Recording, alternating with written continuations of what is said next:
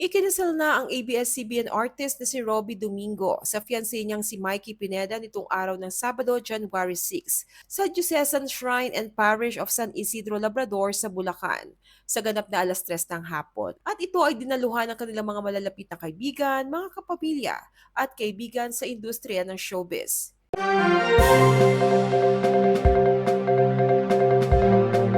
Hindi naman nakaligtas sa matatalas na mata ng netizens ang pagdalo ng dating magkasintahan na sina Catherine Bernardo at Daniel Padilla sa kasal ng close friend nilang si Robbie, at doon nga ay maraming napansin ang netizens. Una ay nahagip ng kamera na kahit hiwalay na at sa kabila ng mga negatibong issue na bumabalot sa kanilang breakup, ay nananatiling magkaibigan at in good terms sina Catherine at Daniel.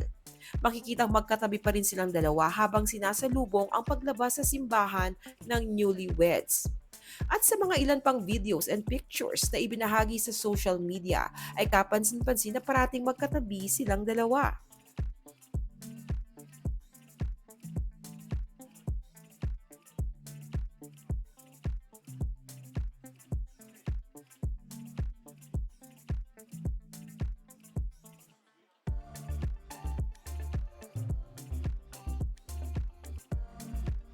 Kapansin-pansin rin ang simple, off-shoulder fitted long dress ni Catherine na bagaman simple ang makeup ay litaw na litaw pa rin ang maaliwalas niyang mukha at blooming niyang aura.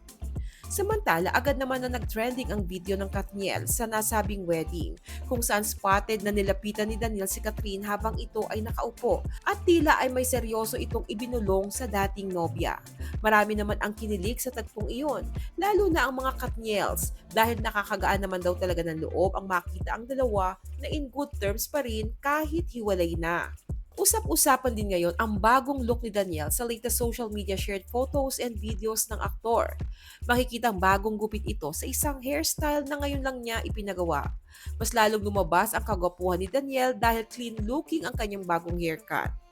Samantala, agaw atensyon naman ng Kathniel dahil hindi mapigilan ng fans ang hiyawan at tilian nang sa pagbukas ng pinto ng simbahan ay sina Daniel at Catherine ang bumungad sa kanila.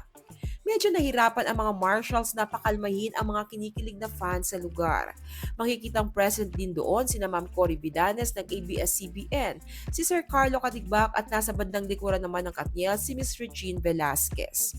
Masaya naman ang fans na muling makitang magkasama ang mga idolo nilang sina Catherine at Daniel.